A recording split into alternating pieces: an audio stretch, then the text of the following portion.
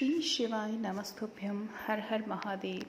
भगवान शिव शंकर, माँ गौरा आप सभी के ऊपर अपना आशीर्वाद कृपा दृष्टि बनाए रखें। आपको अखंड सौभाग्य की प्राप्ति हो, आपका दिन शुभ और मंगलमय हो। हरितालिका तीज की पावन पुण्य कथा का श्रवण कीजिए। जिनके दिव्य केशों पर मंदार अर्थात आग के पुष्पों की माला शोभा देती हैं और जिन भगवान शंकर के मस्तक पर चंद्र और कंठ में मुंडों की माला पड़ी हुई है, जो माता पार्वती दिव्य वस्त्रों से तथा भगवान शंकर दिगंबर वेश धारण किए हैं, उन दोनों भवानी शंकर को नमस्कार करता हूँ।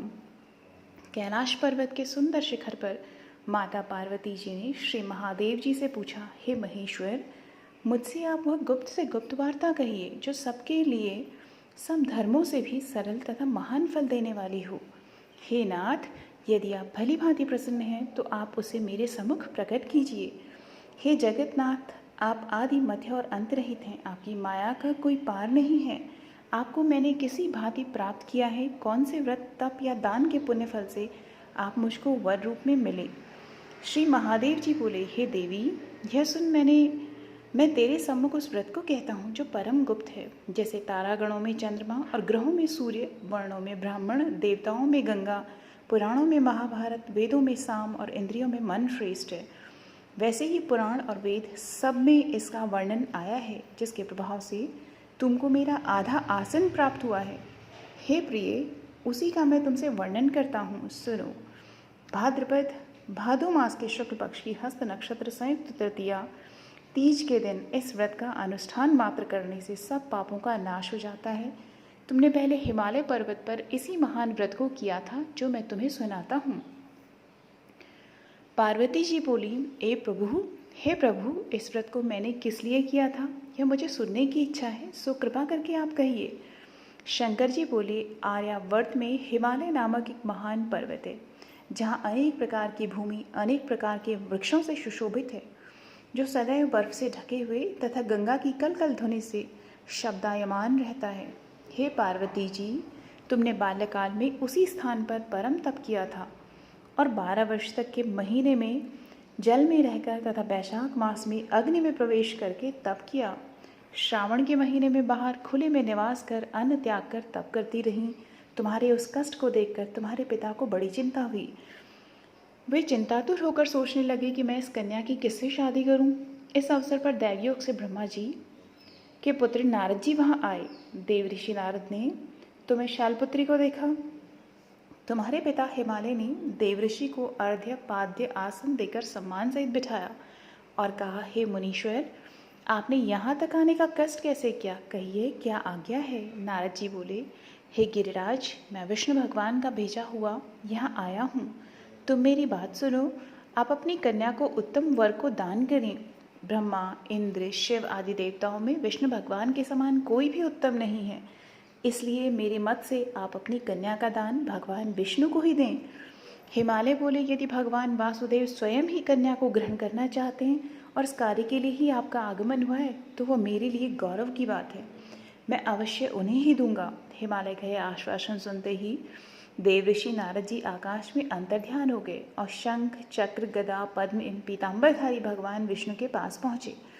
नारद जी ने हाथ जोड़कर भगवान विष्णु से कहा कि हे प्रभु, आपका विवाह कार्य निश्चित हो गया है।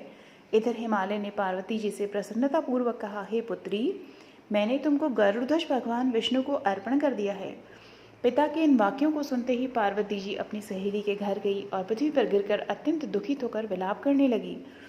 उनके विलाप को देखते हुए उनकी सखी बोली, हे देवी, तुम किस कारण से दुख पाती हो? मुझे बताओ, मैं अवश्य ही तुम्हारी इच्छा पूर्ण करूंगी। पार्वती बोली, हे सखी, सुन, मेरी जो मन की अभिलाषा है सुनाती हूँ। मैं श्री महादेव जी को वरण करना चाहती हूँ। मेरे इस कार्य को पिताजी ने बिगाड़ना चाहा है, इसलिए मैं निसंदेह इस शरीर का त्याग करूंगी। पार्वती के इन वचनों को सुनकर सखी ने कहा, हे देवी, जिस वन को तुम्हारे पिताजी ने न देखा हो तुम वहाँ चली जाओ।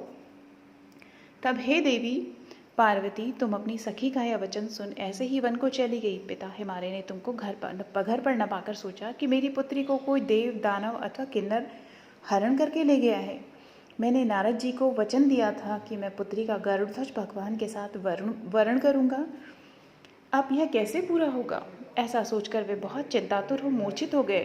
तब सब लोग हाहाकार करते हुए दौड़े और मूर्छा दूर होने पर गिरिराज से बोले कि हमें अपनी मूर्छा का कारण बताओ। हिमालय बोले, मेरे दुख का कारण यह है कि मेरी रत्न रूपी कन्या को कोई हरण कर ले गया, या सर पे गया, या किसी सिंह या व्याघ्र ने मार डाला है। वो न जाने कहाँ चली गई, या उसे किसी राक्षस ने मार डाला है। इस प्रकार कहकर गिरिराज दुखित होकर ऐसे कांपने लगे जैसे तीव्र वायु के चलने पर कोई वृक्ष कांपता है। तत्पश्चात हे पार्वती, तुम्हें गिरिराज साथियों सहित घने जंगल में ढूंढने निकले। सिंह, व्याघ्र, रीछ आदि हिंसक जंतुओं के कारण वन महाभयानक प्रतीत होता था। तुम भी सखी के साथ भयानक जंगल में घूमती हुई वन में एक नदी के तट पर एक गुफा में पहुंची। उस गुफा में तुमने अपनी सखी के साथ प्रवेश कर गई जहां तुम अन्न जल का त्याग करके बालू का लिंग बनाकर मेरी आराधना करती रही। उस समय पर भाद्रपद मास की हस्त नक्षत्र युक्त तृतीया के दिन तुमने मेरा विधि विधान के साथ पूजन किया तथा रात्रि को गीत गायन करते हुए जागरण किया। तुम्हारे उस महाव्रत के प्रभाव से मेरा आसन डोलने लगा। मैं उसी स्थान पर आ गया जहाँ तुम और तुम्हारी सखी दोनों थी। मैंने आकर तुमसे कहा, हे वरानने, मैं तुमसे प्रसन्न हूँ, तुम मुझसे वरदान मांग। तुमने कहा कि हे देव, यदि आप मुझसे प्रसन्न हैं तो आप महादेव जी ही मेरे पति हों। मैं तथास्तु ऐसा कहकर कैलाश पर्वत को चला गया और तुमने प्रभात होते ही मेरी उस बालू की प्रतिमा को नदी में विसर्जित कर दिया। हे शुभे, तुमने वहाँ अपनी सखी सहित व्रत का पारायण किया। इतने में तुम्हारे पिता हिमवान भी तुम्हें ढूंढते ढूंढते उसी घने वन में आ पहुँचे। उस समय उन्होंने नदी के तट पर दो कन्याओं को देखा तो ये तुम्हारे पास आ गए और तुम्हें हृदय से लगाकर रोने लगे और बोले, बेटी, तुम इस सिंह व्याघ्रादि युक्त घने जंगल में क्यों चली आई? तुमने कहा, हे पिता, मैंने पहले ही अपना शरीर शंकर जी को समर्पित कर दिया था, किंतु आपने इसके कार्य किया इसलिए मैं चली आई। ऐसा सुनकर हिमवान ने कहा कि मैं तुम्हारी इच्छा के विरुद्ध यह कार्य नहीं करूँगा। तब वे तुम्हें लेकर घर को आए और तुम्हारा विवाह मेरे साथ कर दिया। हे प्रिय, उसी व्रत के प्रभाव से तुमको मेरा अर्दासन प्राप्त हुआ। इस व्रतराज को मैंने अभी तक किसी के सम्मुख वर्णन नहीं किया है। हे देवी, अब मैं तुम्हें यह बताता हूँ कि इस व्रत का यह नाम क्यों पड़ा। तुमको सखी हरण करके ले गई थी, इसलिए हरतालिका नाम पड़ा। पार्वती जी बोली, हे स्वामी, आपने इस व्रतराज का नाम तो बता दिया, किंतु मुझे इसकी विधि एवं फल भी बताइए कि इसके करने से किस फल की प्राप्ति होती है। तब भगवान शंकर जी बोले, इस स्त्री जाति की अत्युत्तम व्रत की विधि सुनिए। सौभाग्य की इच्छा रखने वाली स्त्रियां इस व्रत को विधि पूर्वक करें।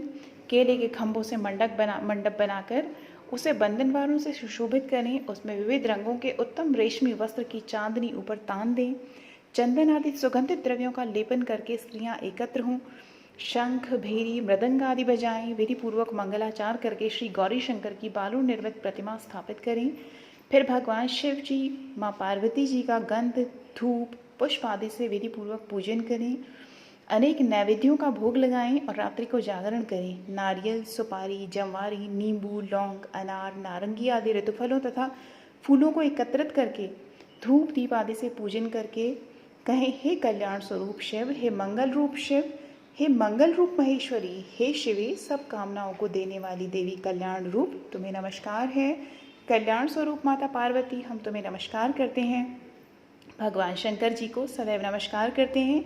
हे ब्रह्म रूपिणी, जगत का पालन करने वाली माँ, आपको नमस्कार है। हे सिंहवाहिनी, मैं सांसारिक भय से व्याकुल हूँ, तुम मेरी रक्षा करो।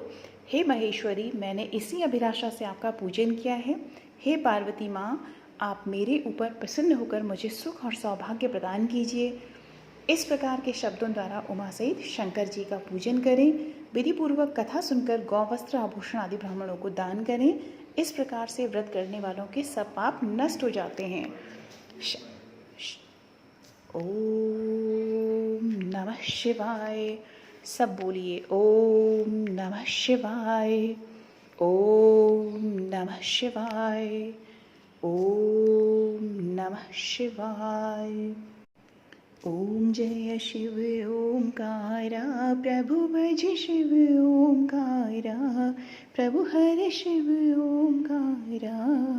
ब्रह्मा विष्णु सदा शिव, ब्रह्मा विष्णु सदा शिव, अर्धांगी धारा। ओम जय शिव ओंकारा, एकानन चतुरानन पंचानन राजे, भोले पंचानन राजे। हंसासन गरुडासन, हंसासन गरुडासन, वृषवाहन साजे। ओम जय शिव ओंकारा।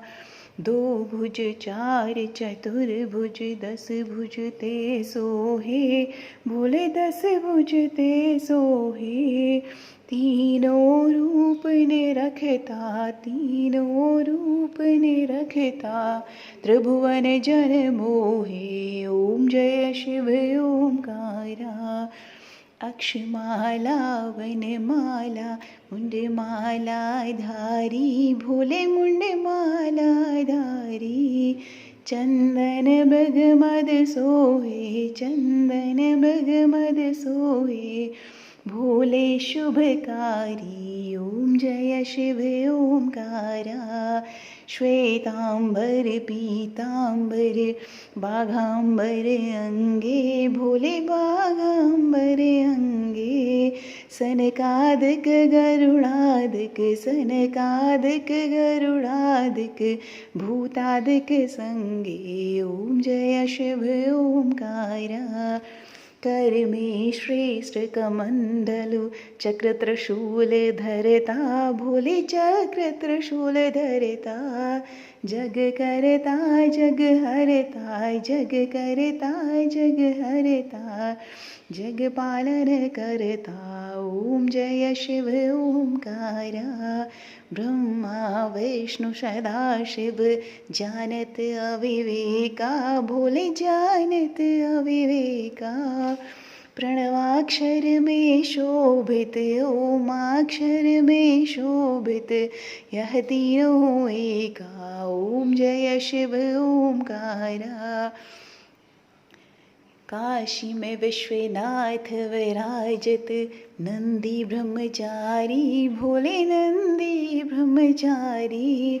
नित्य उठी भोग लगावत, नित्य उठी भोग लगावत, महिमा अति भारी। ओम जय शिव ओंकारा। त्रिगुण शिव जी की आरती, जो कोई नर गावे, भोले प्रेम सहित गावे। कहत शिवानंद स्वामी, मन भजत हरे हर स्वामी, मन वांछत फल पावे। ओम जय शिव ओंकारा। ओम जय शिव ओंकारा। प्रभु भज शिव ओंकारा, प्रभु हरि शिव ओंकारा। ब्रह्मा विष्णु सदाशिव, ब्रह्मा विष्णु सदाशिव, अर्धांगी धारा। ओम जय शिव ओंकारा। श्री शिवाय नमस्तुभ्यं। हर हर महादेव।